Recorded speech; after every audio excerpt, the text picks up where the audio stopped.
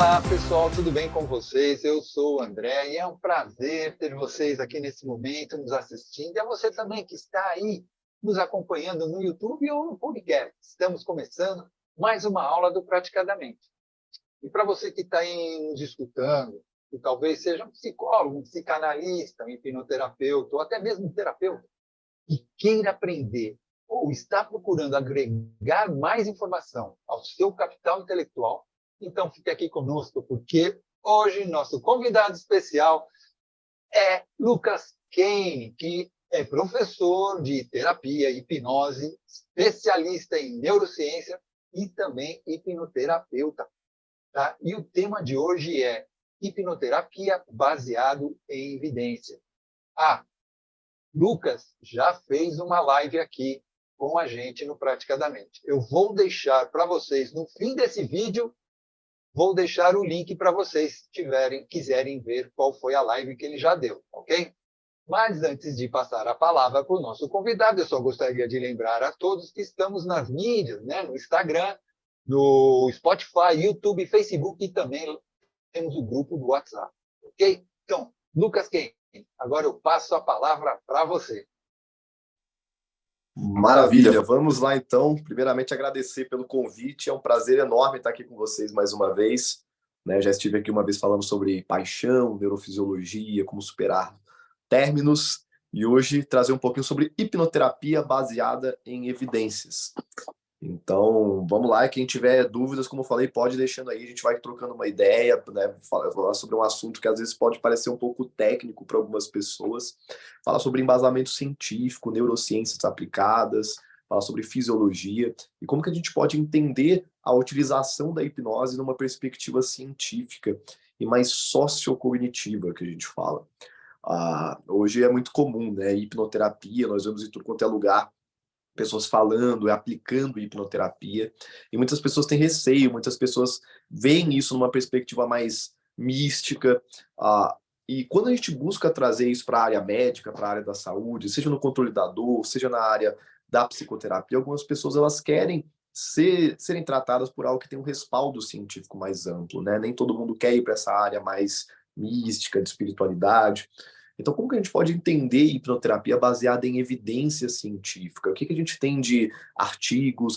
Qual o entendimento que a gente tem sobre a utilização da hipnose no âmbito clínico dentro de uma prática baseada cientificamente? Então, se em algum momento parecer muito técnico, muito difícil, pode mandar a pergunta aí, que a gente vai interagindo ao longo da nossa aula, tá bom?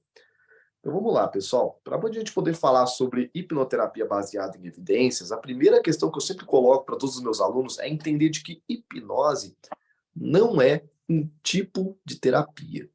Pelo menos esse é o entendimento científico que nós temos. Hipnose não é, por si só, uma forma de tratar alguém. Mas como assim, Lucas? Não está cheio de hipnoterapeuta por aí, as pessoas fazendo técnicas de regressão, disso, daquilo com hipnose? A hipnose não é uma técnica terapêutica? Na verdade, não. A hipnose ela é uma ferramenta que pode potencializar os resultados de alguma terapia. E isso é incrível, é sensacional.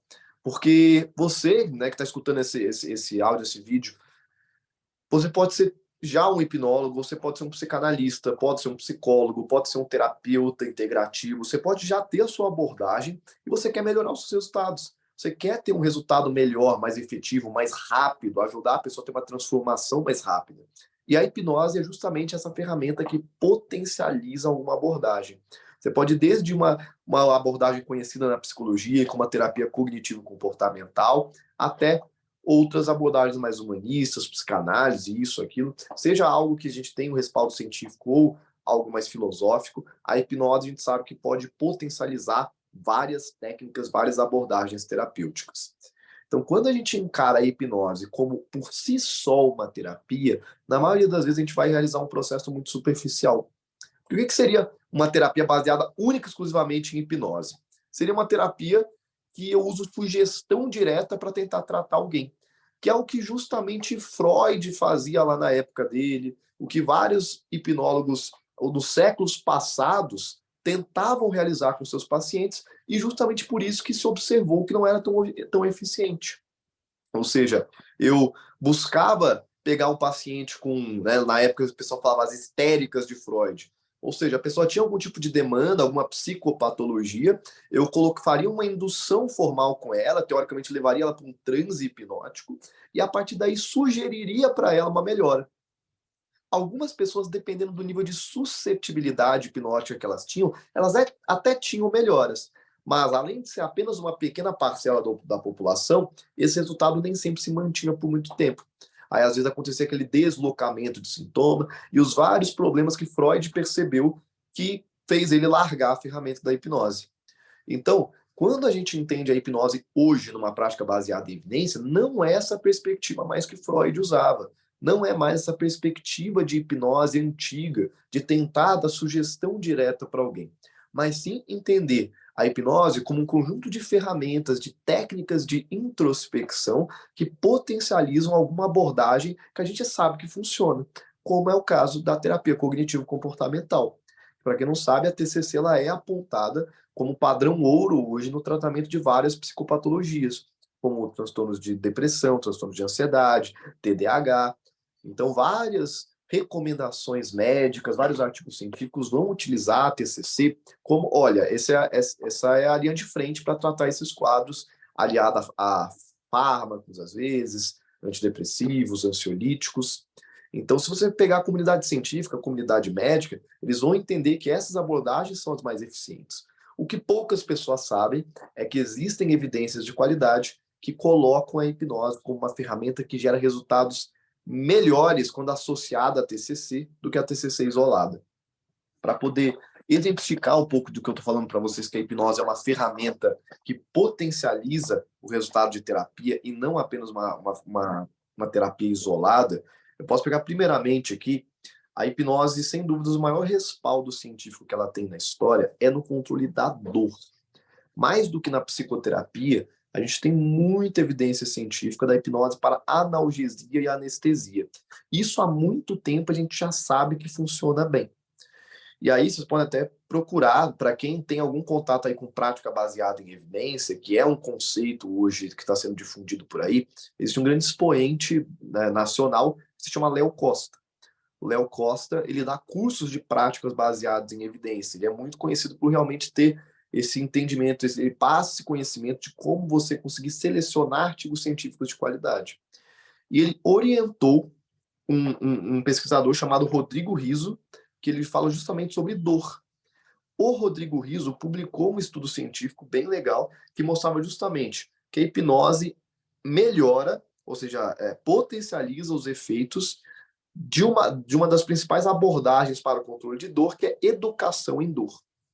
Ou seja, quando o paciente ele tem um tipo de dor crônica, como, por exemplo, a dor lombar crônica, em geral, existem algumas abordagens que são padrão ouro, como, por exemplo, a prática de exercício físico e a educação em dor.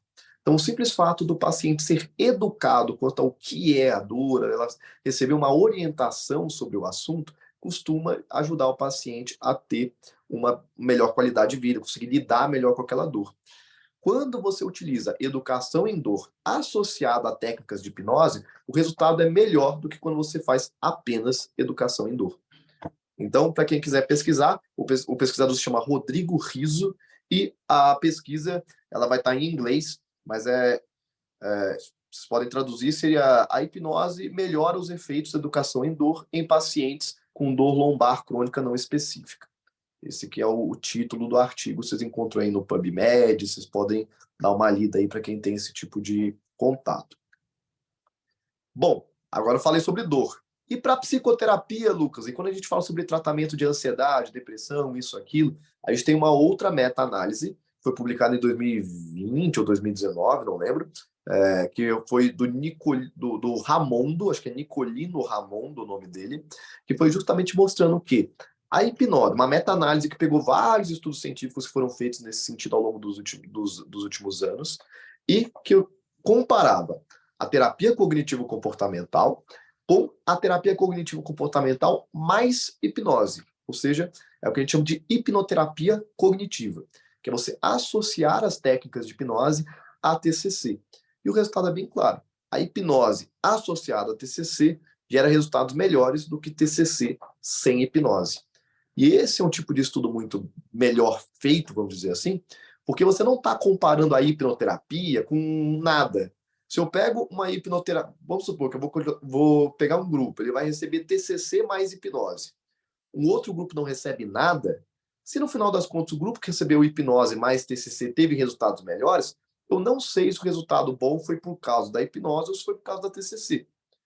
Agora, se eu pego um grupo para receber hipnose mais TCC e o outro para receber só TCC, se o grupo da hipnose teve resultados melhor, eu sei que foi a hipnose que gerou esse resultado melhor. Então a gente tem essas evidências mostrando que a hipnose ela vem como um coadjuvante de processos terapêuticos já conhecidos e um coadjuvante muito poderoso, que pode ajudar a ter resultados melhores, mais rápidos, e as pessoas elas têm uma recuperação, até mesmo no longo prazo, às vezes, uma manutenção por mais tempo dessa melhora. Até aqui, claro, pessoal, se tiver alguma dúvida, pode mandar aí, tá bom? Esse outro estudo que eu falei é do Ramondo, e aí o título é alguma coisa do tipo hipnose como um coadjuvante da terapia cognitivo-comportamental. Se vocês tiverem dúvidas, depois vocês podem me chamar no Instagram, que aí eu mando para vocês o título desses artigos certinho também, tá bom? Só tomar um golinho aqui. Se tiver muito difícil, vocês podem me interromper, tá? Então, a grande ideia, né, que eu estava passando até aqui é a gente entender de que hipnose por si só não é uma terapia, e sim um coadjuvante de processos terapêuticos. Mas, Lucas, o que é hipnose? Né? A gente pode pensar que algumas pessoas que estão conhecendo aqui, estão vendo essa aula, às vezes ainda não têm um contato direto com a ferramenta da hipnose. E outros podem até ter, mas tem um entendimento da hipnose que não é um entendimento científico. E eu preciso deixar bem claro que eu não sou aquele cara chato que acha que tudo que você faz tem que ter embasamento científico. Ah, você não pode utilizar nenhuma ferramenta sem embasamento, porque é isso, é aquilo. Porque a gente tem que focar no indivíduo, primeiramente, com um olhar empático, entender que o ser humano é subjetivo e que existem alguns momentos que você vai ter que usar da sua experiência clínica para conduzir algo que evidência científica nenhuma te ajudaria naquele momento. É a sua experiência, a sua expertise, é o seu olhar empático, é você conseguir acolher aquele ser humano, é isso que vai gerar resultado. A gente tem até evidências científicas, olha só como é que é paradoxal. A gente tem evidências científicas que mostram que, às vezes, o olhar empático, o vínculo que você cria com o paciente e tudo mais, é mais importante que a própria abordagem. Então, se você não cria esse vínculo, se você não consegue fazer a pessoa se sentir acolhida e tudo mais, você não tem resultado de jeito nenhum. E isso é algo que não importa, você pode utilizar a terapia mais bem embasada da face da Terra, que você não vai ter resultado com ele. Então, a gente precisa ter em mente que a terapia não é só artigo, não é só embasamento científico. Mas, já que a gente está falando sobre o tema, como que a gente entende a hipnose numa perspectiva mais científica? Aí a gente tem uma grande treta, né, que aqui podem ter pessoas com visões diferentes, que são as teorias de Estado e as teorias de não Estado. O que são as teorias de Estado e teorias de não Estado?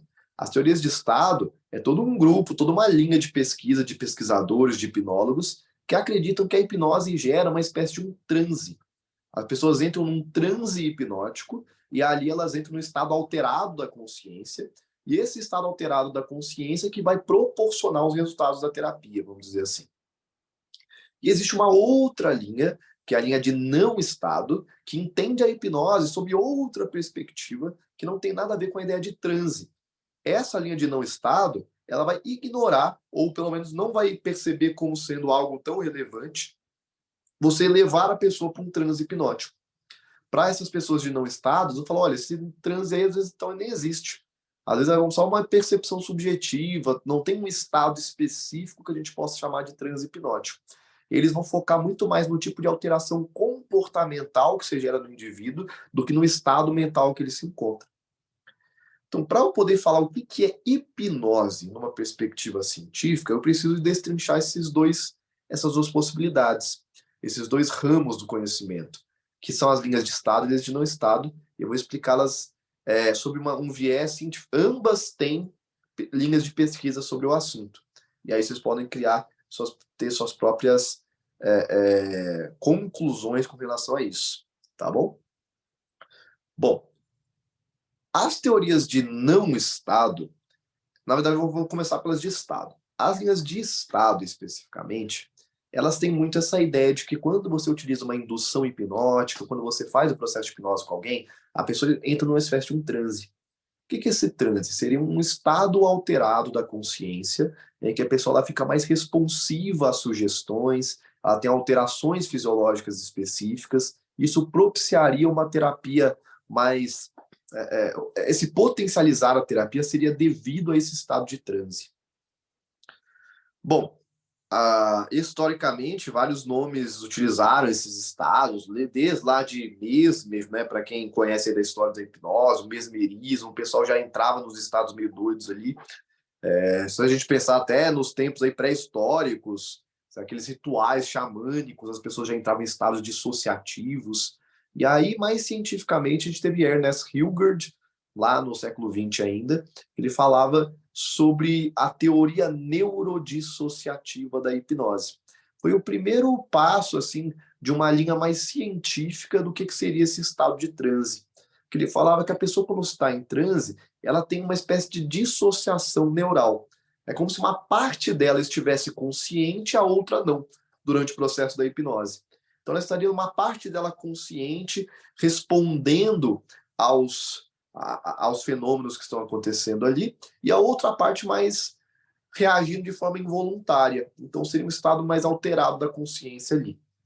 Essa linha de pesquisa ela foi avançando, e hoje eu diria que um dos maiores pesquisadores dessa linha é o David Spiegel. Tá? Então, quem quiser também pesquisar estudo sobre ele, é David Spiegel que escreve. Spiegel, David Spiegel. E ele publicou alguns estudos científicos mostrando alterações que poderiam acontecer no cérebro em pessoas que passavam pelo processo da hipnose, como marcas, né, cerebrais do processo de hipnose. É claro que o David Spiegel não foi o único pesquisador. Então, quando eu fiz pós-graduação em neurociências, eu fiz um artigo que era justamente comparando hipnose e meditação, um comparativo de processos neurobiológicos. Então, para quem quer saber um pouco sobre quais são as alterações no cérebro que acontecem nas pessoas que passam pela hipnose, essa aí é simples, porque como eu fiz a pós-graduação na UFMG, a gente precisa, todo estudo que é feito lá precisa ser de acesso aberto. Então, se você pesquisar hipnose e meditação, um comparativo de processos neurobiológicos aí no Google, você vai cair no meu estudo. E vai ter de acesso aberto, qualquer pessoa pode baixar. Eu nem tenho permissão para comercializar isso. Precisa ser de acesso aberto para todo mundo. Então, você pode baixar e ler esse estudo. Esse estudo eu peguei todos os artigos científicos que comparavam hipnose e meditação em termos de neurobiologia e fui apontando as principais alterações. Então, só a título de curiosidade, né, para quem quiser saber, a primeira alteração que acontece no cérebro das pessoas que passam pela hipnose tem a ver com as ondas cerebrais. Boa parte das pessoas que trabalham com terapias integrativas já tiveram algum contato com isso. Por exemplo, quem trabalha com Theta Healing, né? A gente tem algumas terapias alternativas que falam. O que é o Theta Healing? É você ajudar a pessoa a entrar em estados de ondas Theta, né? Então, a própria hipnose, as pessoas falam muito sobre reduzir o padrão de ondas cerebrais. E muita gente fala sobre isso sem entender exatamente o que são ondas cerebrais, né? Porque é muito complexo. Às vezes a gente fala de neurociência, parece que é um negócio simples, mas é complexo demais. Entender o que é uma onda cerebral é extremamente difícil, não é uma coisa simples, não. Mas se a gente fosse resumir aqui, eu diria de que o processo de ondas cerebrais, o que é uma onda cerebral? Vamos imaginar, fazendo uma metáfora, que você está num ambiente que está uma multidão de pessoas falando. Um monte de gente falando, cada pessoa falando uma coisa no seu ritmo ali, então tá aquela barulheira, aquela chiadeira. Se a gente somasse as ondas sonoras ali sendo produzidas por cada pessoa, essas ondas sonoras elas iam estar vibrando uma frequência muito rápida e de baixa amplitude, porque cada um ali está tudo desincronizado. Então a gente tem ondas rápidas e de baixa amplitude. Agora, se todo mundo resolvesse falar de forma sincronizada, né, como num coro, por exemplo, se vocês estão cantando juntas, aí as ondas sonoras já seriam lentas e de alta amplitude, porque agora você somou aquelas ondas delas. A mesma coisa acontece com o nosso cérebro. Se os nossos neurônios estão desincronizados, ou seja, cada um fazendo o seu próprio trabalho ali, ou seja, eles estão a todo vapor, cada um fazendo o seu papel ali, e eles estão desincronizados nesse processo, nossas ondas ficam muito rápidas. Isso acontece quando a gente está num estado de vigília, de alerta. Então, se vocês estão prestando atenção nessa aula aqui, vocês estão com ondas cerebrais mais rápidas, ondas beta. Por quê? Porque seus neurônios estão ativos, eles estão ali tentando raciocinar esse monte de nome estranho que eu estou falando aqui, esse monte de evidência científica, vocês estão tentando pegar esse assunto, seus neurônios estão trabalhando, as ondas ficam rápidas. Agora, quando você vai dormir, por exemplo, o tálamo, que é uma área do cérebro, começa a sincronizar a atividade dos seus neurônios. Aí as ondas vão ficando mais lentas, de maior amplitude, e aí você vai ficando mais relaxados, vai entrando em estado de repouso, até dormir. É claro que não é de uma hora para outra, não é de ondas beta direto para ondas super profundas. Então a gente tem um meio termo aí no meio desse caminho. Então, falei que as ondas beta são ondas rápidas que a gente tem quando a gente está acordado. As ondas alfa já são um pouco mais lentas. Acontece muito quando você está meditando, por exemplo. Você entra em estados ali de ondas alfa. Ondas teta já são muito lentas. Acontecem em alguns estágios do sono já. O que os estudos científicos mostram é que tanto a hipnose quanto a meditação, mas algumas evidências mostram que mais a hipnose até do que a própria meditação, as pessoas conseguem ter um aumento considerável nos padrões de ondas teta. Então, é uma redução drástica nessa frequência das nossas ondas cerebrais. A gente tem, de fato, uma lentificação das nossas ondas cerebrais.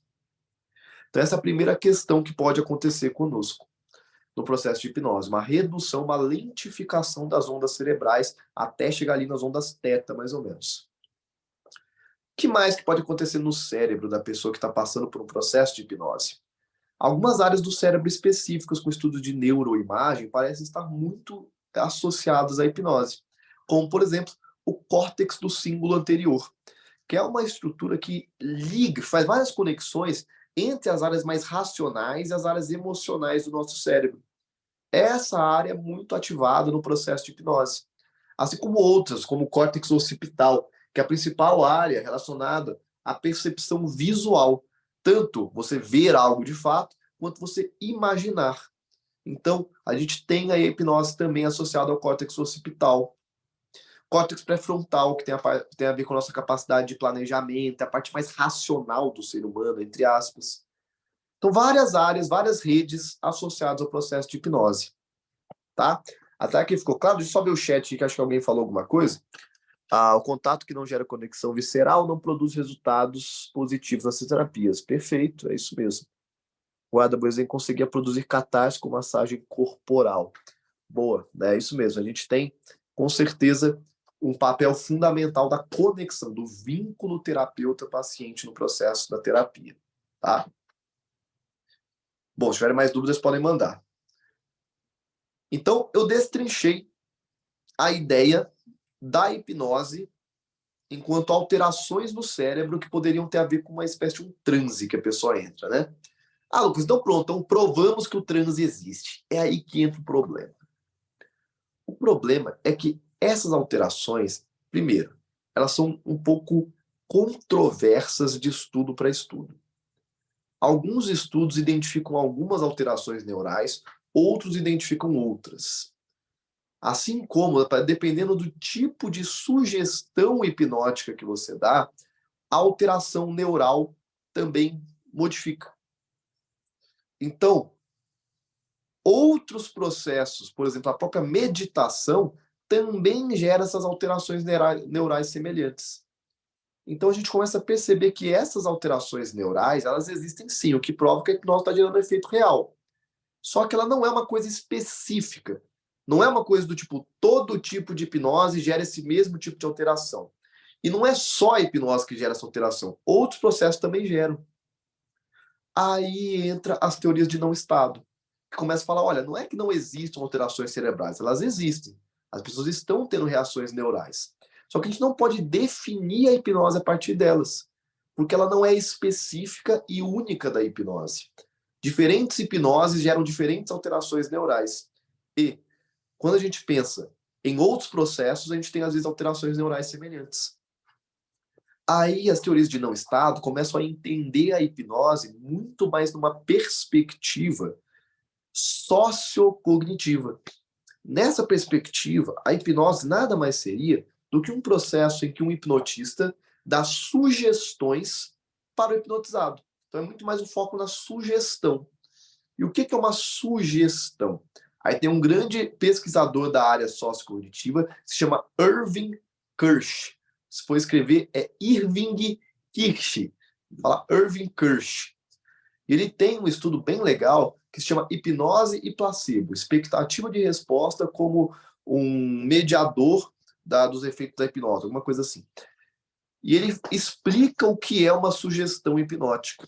Porque uma sugestão é basicamente o seguinte: quando você tem uma comunicação com alguém, quando você dá uma instrução para alguém, você espera uma resposta voluntária dela. Então, se eu virar para você e falar, olha, segura essa garrafinha aqui para mim, eu estou dando uma instrução, eu estou pedindo para a pessoa fazer algo voluntariamente. Se a pessoa ela realmente responder aquilo, ela vai voluntariamente ter a intenção de pegar minha garrafinha. Isso é instrução, isso é intenção. Sugestão é um pouquinho diferente. Sugestão é um tipo de comunicação em que a gente espera uma resposta involuntária do paciente. Então, eu viro para a pessoa na hipnose e falo, olha, quando você abrir seus olhos, você, vou pensar aquela hipnose de palco, vou fazer uma alucinação da hipnose de palco. Quando você abrir seus olhos, seu ídolo vai estar na sua frente. Então, é uma resposta involuntária. A pessoa vai abrir o olho e vai alucinar que tem um ídolo na frente dela ali. Então, você espera uma resposta involuntária no processo da sugestão. No processo de hipnose, muitas vezes o que acontece é você dar instruções seguidas de sugestões. Por exemplo, eu vi ele falar assim, olha, junta suas duas mãos desse jeito. O que é isso? É uma instrução. Eu estou pedindo para a pessoa voluntariamente juntar as mãos. Só que eu dou uma sugestão depois. E as suas mãos vão ficar coladas. Agora já é uma resposta involuntária. A pessoa, mesmo que ela queira soltar, ela não vai conseguir soltar as mãos. Então, essa é a diferença. E por que que a sugestão funciona? Por que que o fato de eu falar que a pessoa vai ter uma resposta, a pessoa acaba tendo aquela resposta? Por um processo chamado expectativa de resposta, que é basicamente a crença que a pessoa tem de que ela vai ter aquela resposta específica. E essa crença tem um caráter de autoconfirmação. Então, o fato de eu acreditar que eu terei aquela resposta faz eu ter aquela resposta, porque a minha expectativa modula o meu comportamento. Então, esse é o processo da teoria sociocognitiva. A gente entende, olha, que eu dou sugestões que mexem com o emocional, que mexem com a expectativa, que mexem com a motivação daquela pessoa em responder aquele processo, e isso gera um resultado efetivo. Então, a teoria de não estado vai mais para essa linha. Tem uma Alguém pergunta queria... no chat. Ok. Qual que é a pergunta? Aqui? Pode dizer para mim? É a hipnose não verbal que não usa, e a hipnose não verbal que não usa estímulos visuais ou auditivos. Ela trabalha mais com o cérebro emocional, pois chega até o córtex medial? Perguntando. Legal. Ó, a hipnose não verbal depende muito eu cheguei a fazer o curso com o Giancarlo Russo e tudo mais. Em alguns momentos, você pode utilizar diferentes formas de estímulo, né? Você pode utilizar estímulos que são visuais, de certa forma, quando você utiliza a prosêmica, quando você utiliza ali gestos, coisas nesse sentido. Você pode utilizar sons específicos também, você pode utilizar toques. A ideia da hipnose não verbal seria você gerar certas estimulações sensoriais que vão gerar algum tipo de reação fisiológica na pessoa. Eu preciso deixar claro nesse sentido que a gente não tem muitos estudos científicos específicos sobre hipnose não verbal. O que a gente tem são alguns estudos falando sobre o que acontece em certos rituais tribalísticos, por exemplo, e que a gente consegue trazer isso para o que acontece na hipnose não verbal. Então, o que acontece é uma somatória da expectativa da pessoa, ou seja, a pessoa lá entra numa expectativa grande que algo vai acontecer com ela, e aí entra essa ideia da teoria sociocognitiva, mas tem um papel sim das estimulações. Então, quando você gera prosêmica, quando você gera certos toques, quando você gera certos sons, isso atiça uma reação fisiológica na pessoa que pode acabar justamente ativando esse cérebro emocional, que seria, por exemplo, uma reação da amígdala cerebral. Então, vou pegar a própria prosêmica mesmo. A gente tem até estudos, não sei se já ouviram falar, da paciente SM. A paciente SM foi uma paciente que teve uma lesão, ela precisou... Ela não tinha o funcionamento da amígdala cerebral, que é a principal estrutura aí relacionada à reação de medo, memória emocional. E ela tinha uma prosêmica, né, muito diferente das outras pessoas. Ela não tinha problema de invadir o espaço pessoal dos outros. Por quê? Porque quando você se aproxima demais de alguém, é natural que a pessoa tenha uma reação com aquilo. E isso tem muito a ver com a amígdala cerebral, que é uma área envolvida aí com o sistema límbico, que as pessoas falam que é o cérebro emocional da pessoa. Então, de certa forma, sim, essas estimulações elas podem acabar gerando reações fisiológicas que vão atuar nesse cérebro mais emocional, mesmo que aquilo não passe por um crivo da racionalidade da pessoa, tá?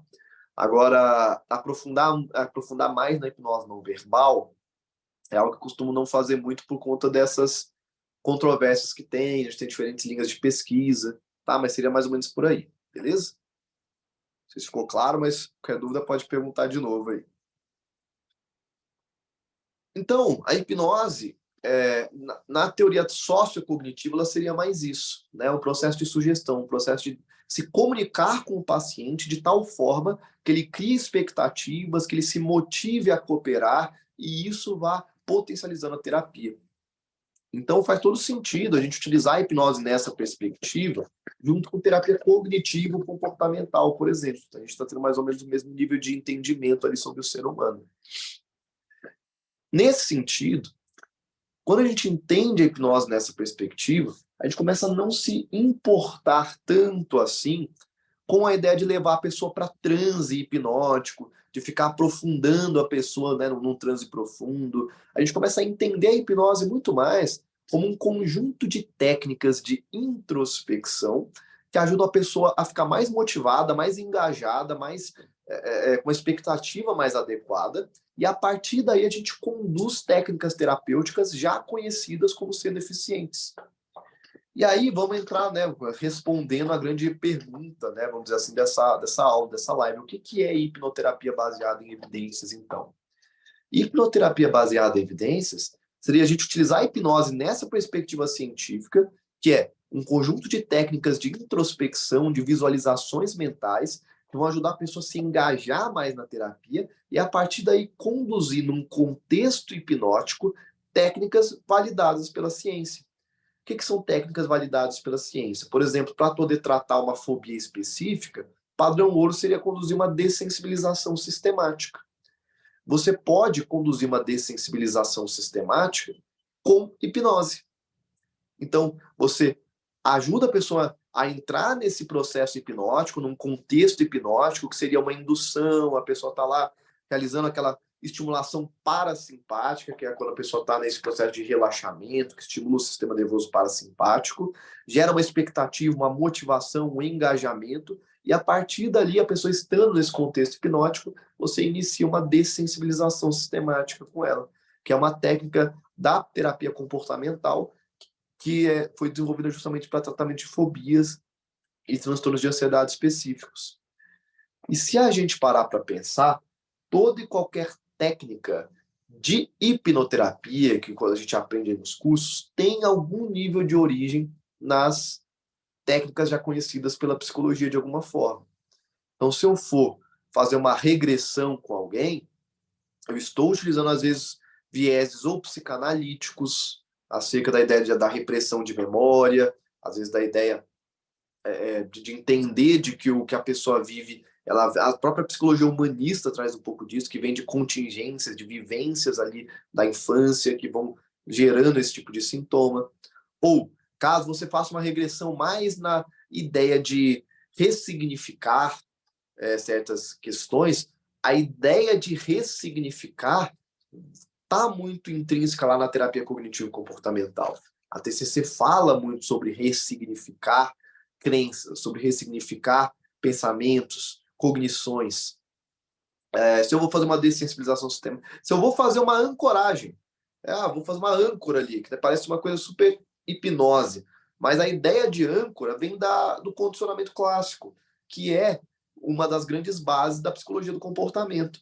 Então, não dá para desvincular hipnoterapia de terapia como um todo. Seja terapia comportamental, seja terapia psicanalítica, seja terapia humanista. Então, hipnoterapia baseada em evidência, um grande resumo seria a gente entender a hipnose com o pé no chão, que hoje o entendimento mais científico é que sim, existem alterações cerebrais, mas não há motivo para a gente focar tanto na ideia de ficar levando a pessoa para transe, porque parece não ser essa a chave, e sim conduzir a hipnose como uma ferramenta potencializadora de técnicas que a gente sabe que funciona. Aí você pode conduzir uma dessensibilização sistemática, até um processo regressivo, se bem feito, com o pé no chão, ou você pode conduzir uma ancoragem, pode conduzir algo mais voltado para a psicologia humanista. Você conduz técnicas conhecidas dentro de um contexto hipnótico. Isso vai gerar resultados melhores do que você conduzir sem o contexto hipnótico. Então, um grande resumo seria isso, né? A gente pensar em hipnoterapia baseada em evidências como uma ferramenta que você que está assistindo essa aula, você pode ser psicólogo, pode ser psicanalista, pode ser terapeuta integrativo, pode ser médico, que aí, como eu falei lá do estudo do Rodrigo Riso, vai servir para controle de dor. Você pode ser de qualquer área da saúde como um todo, seja saúde mental ou saúde física, orgânica do indivíduo, e utilizar a hipnose como uma ferramenta coadjuvante, potencializador de resultados, tá? Então, acho que é isso, né? Eu dei meus 50 minutos, não foi? Acabou meu tempo aqui ou não? Não, 50 ainda tem mais um pouquinho, mas tudo bem, tá? Então, Mas mesmo é bom, assim, tá muito elucidativo, né? Tá é bom, bem. é bom Legal. até para a gente, se alguém tiver dúvida, poder já perguntar agora, né? Legal, deixa Tá eu bem ver o chat. esclarecido, porque às vezes o pessoal vem com algumas perguntas e com relação a isso, né? Se tem comprovação, se não tem, se é o que é. Eu particularmente, eu vejo que as pessoas confundem muito hipnose com as técnicas da psicologia e né, eu vejo que o pessoal faz uma confusão danada. E eu estou achando muito bom porque você está mostrando justamente isso, que, né, uma vinculada à outra que normalmente o pessoal usa e não sabe que está usando, né? Exatamente. Muitas vezes as pessoas acham que elas estão. Isso acontecia muito nos cursos que eu dava, assim, até hoje acontece de vez em quando, mas no começo era mais. Eu falava, ó, hipnose não é um tipo de terapia. Aí o pessoal já metia o ferro. Falei, mas como assim? Eu trabalho só com hipnose. Eu não trabalho com nenhuma outra abordagem. Mas com o que você trabalha? Ah, eu faço regressão. Regressão tem várias origens aí em teorias da psicologia, desde a psicanálise. Eu trabalho com ancoragem, eu trabalho com isso, com dessensibilização. São técnicas. A própria PNL, que eu acho super legal, tá super interessante, não tenho crítica sobre a PNL em si, mas a PNL, se a gente parar para pensar, várias das questões que são faladas na PNL é o que já está ali na psicologia humanista, na TCC, mas falada de outra forma. Então, não é algo super diferente uma coisa da outra. Geralmente, a PNL ela traduziu isso para uma linguagem mais fácil do leigo entender, vamos dizer assim, né? E isso é legal. E eu queria até fechar, então, falando, já que a gente tem alguns minutinhos aqui, já que a gente está falando de embasamento científico, eu já mostrei para vocês alguns artigos, né? Eu sempre falo lá no meu Instagram sobre artigos também, mas foram nos últimos 5 anos que a gente teve, de fato, estudos científicos de alto rigor metodológico sendo publicados sobre hipnose, né, para psicoterapia especificamente. Então a gente tinha muito estudo para controle de dor, analgesia, e tinha um estudo para psicoterapia também, só que estudo ruim, porque uma coisa que a gente precisa entender é que não é porque tem estudo científico quer dizer que presta, tá? Às vezes o estudo científico ele é super mal feito. Eu até assim, uma verdade inconveniente. Toda hora eu recebo proposta de revista predatória. O que é revista predatória? São umas revistas que querem publicar o seu artigo científico, você pagando um valor, mas ele não está nem aí para o nível de rigor que aquele artigo tem. Eu escrevi um estudo na minha graduação que era sobre tratamentos caseiros de onicomicose, micose de unha, né, quando eu estava iniciando lá na biologia.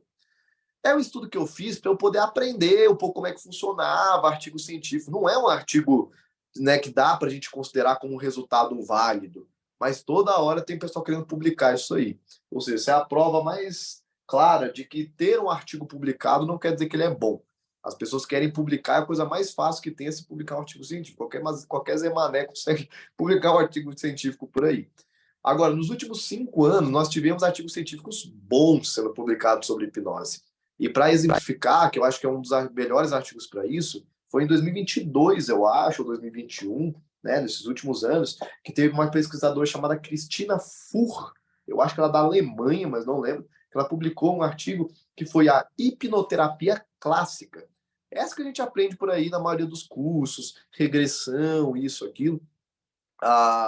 Em comparação com a terapia cognitivo-comportamental, que é o padrão ouro para tratamento de depressão, então, para o tratamento de depressão. Então, fez essa comparação. Hipnoterapia clássica versus TCC para tratamento de depressão.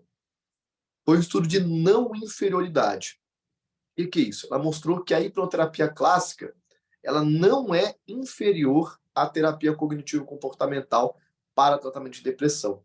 Pode parecer algo assim, Lucas, mas é só não inferior. Mas ser não inferior é muita coisa. Porque a TCC até então é considerado padrão ouro. Ou seja, todas as recomendações não, tem depressão? Vai fazer TCC. E mostrou que a hipnoterapia, ela gerava resultados tão bons quanto. E a hipnoterapia clássica, não é a hipnose associada à TCC. Então, quando a gente pega a hipnose e associa a TCC, o resultado é ainda melhor. Então, só para exemplificar aí, falar um pouco sobre artigos e tudo mais, tá? Aí a gente tem um monte de evidência que a gente pode conversar mais. Qual o nome dessa daí que você falou? É Christina K. Christina Furr. F-U-H-R. Christina Furr. Aí o artigo dela vai estar tudo em inglês, tá? Mas é alguma coisa do tipo, eficácia da hipnoterapia em comparação com terapia cognitivo-comportamental para tratamento de depressão. E o pessoal está aqui dando os parabéns aí pela aula de hoje. Valeu, obrigado. Quem também? O Irmo aqui, o Irmo Neto, ele trabalha muito com a hipnose não verbal, né? Ele até comentou que a neurociência do apego dá uma base muito sólida para os fenômenos que vemos na hipnose não verbal e os toques. Legal. É isso mesmo, assim, a gente não tem estudos científicos específicos que no título vai estar lá, hipnose não verbal. A gente tem poucos estudos sobre isso, mas tem muitos estudos de fenômenos, processos que estão presentes na hipnose não verbal. Então dá para a gente fazer esse link com essas coisas que a gente vê em vários processos, em rituais, nisso, naquilo, lá, neurociência do apego e tudo mais, e trazer isso para a hipnose não verbal como uma possível explicação. É bem nessa linha mesmo. E o Luiz Cláudio, ele até falou assim, Lucas, boa noite. Você pode encaminhar alguns links de bons artigos para compartilhar nos grupos? Posso sim. É só... eu mando para vocês lá, se conseguirem encaminhar lá no grupo, eu mando sim tudo para vocês. Tem alguns estudos, vou pegar esses que eu mencionei para vocês hoje na aula, e aí eu envio, é capaz de até ter os artigos, né? E aí eu envio para vocês já o arquivo também, se for o caso. Legal. Bom, eu não sei se você está no nosso grupo de WhatsApp do Praticadamente. Eu acho que não, mas aí vocês podem me mandar lá que eu acesso e envio para vocês. De repente, se você quiser, você poderia até dentro do grupo já mando lá, né? Beleza, pode mandar o convite que eu entro. E o Luiz Paulo ele emenda aqui também perguntando para você o que você acha da hipnoterapia clássica. Então, a gente tem, quando a gente pensa nessa hipnoterapia clássica, do sentido assim, olha, existe uma causa raiz por trás dos seus problemas, vamos fazer uma regressão para resgatar a causa raiz. Não é que eu seja um crítico, se nada presta, não funciona nada, mas não é a visão de terapia que eu tenho. Né? A minha visão de terapia é que todo transtorno é multifatorial. Então a gente precisa ter uma visão biopsicossocial do ser humano. Né? É nome difícil, mas a gente não pode pensar num transtorno tendo uma causa única. Eu tenho depressão porque teve um evento causador inicial na minha infância que gerou. Eu não tenho essa visão porque ela não é suportada em evidências. Né? Toda a comunidade da psicologia e da psiquiatria tem um entendimento completamente diferente sobre como os transtornos são desenvolvidos. Então, existe coisa da hipnoterapia clássica que a gente aproveita, mas existe muito também de que já é muito desconstruído pela ciência hoje. A gente precisa dar um passo a mais e começar a se desvincular de conceitos que já não são bem embasados, né? E a gente busca trazer essa forma de aplicar a hipnose dentro do que a gente hoje entende que faz sentido, tá?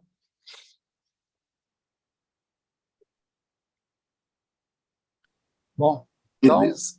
eu vou aproveitar aqui e pedir para você, Lucas, então, antes de a gente finalizar aqui, de você falar sobre suas redes sociais, se você tem curso, pode aproveitar aqui essa nosso finzinho aqui para passar as suas recomendações, suas redes sociais, seus cursos, o que você tiver aí.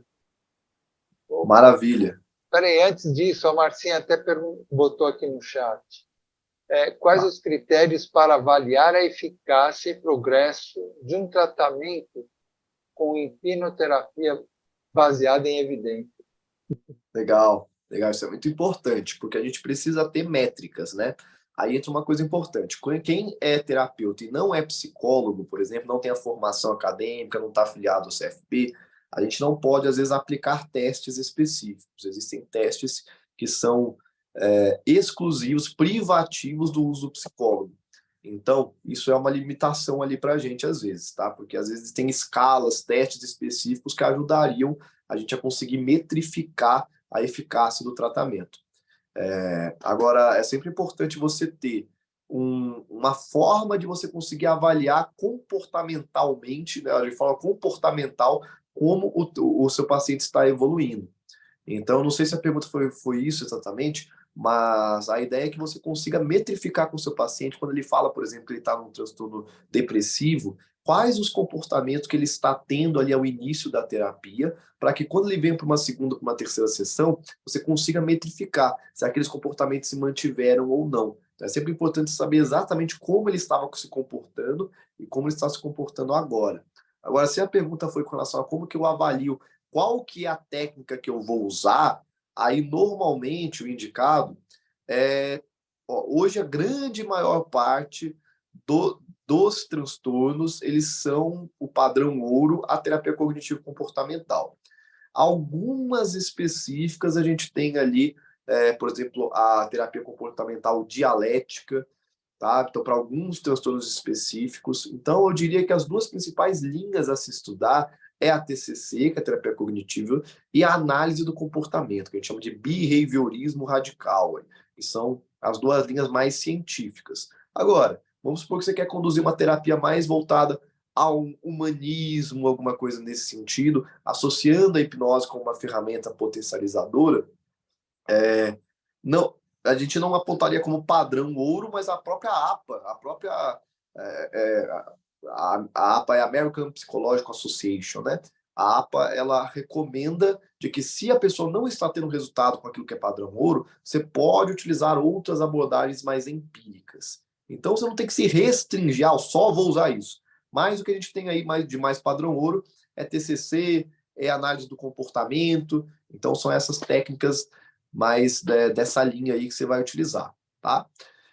Mas o mais importante é a gente ter plausibilidade daquilo que a gente está utilizando e tem muitas técnicas diferentes que podem ser utilizadas, tá bom? Espero ter elucidado um pouquinho, pelo menos.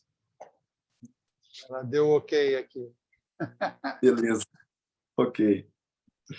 Então tá bom. Então, pessoal, muito obrigado mais uma vez pelo convite. Foi um prazer estar aqui com vocês. Que bom que fez sentido, né? Eu vou mandar para vocês os estudos certinho.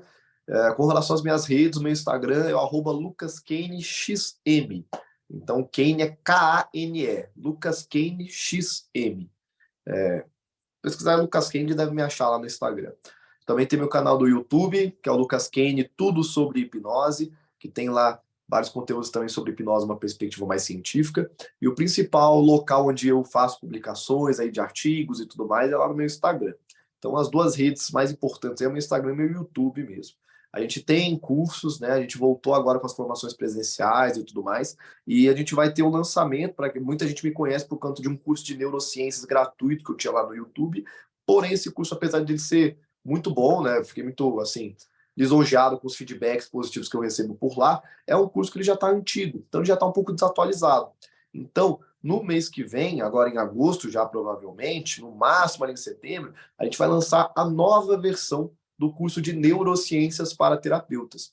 Então, vocês podem me acompanhar lá no Instagram, que todos os cursos, todas as formações que vierem, eu vou estar divulgando por lá. Vai vir curso de Neurociências para Terapeutas e vai vir curso de hipnose também, as próximas turmas. Nesse ano ainda a gente vai ter algumas. É isso. Muito obrigado, foi um prazer. Tamo junto. Perfeito, obrigado a você. Bom, pessoal, então aqui estamos encerrando mais uma aula sensacional que tivemos aqui. Espero que vocês tenham gostado.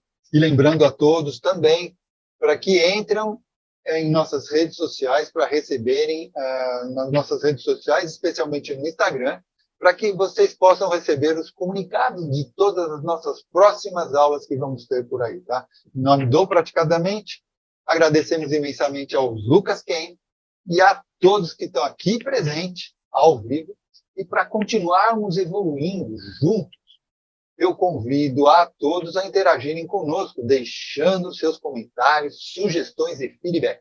Isso é muito importante para que possamos melhorar sempre e trazer o melhor conteúdo para vocês. Então, vamos nos despedindo e a gente se encontra na nossa próxima aula do Praticadamente. Até lá, pessoal!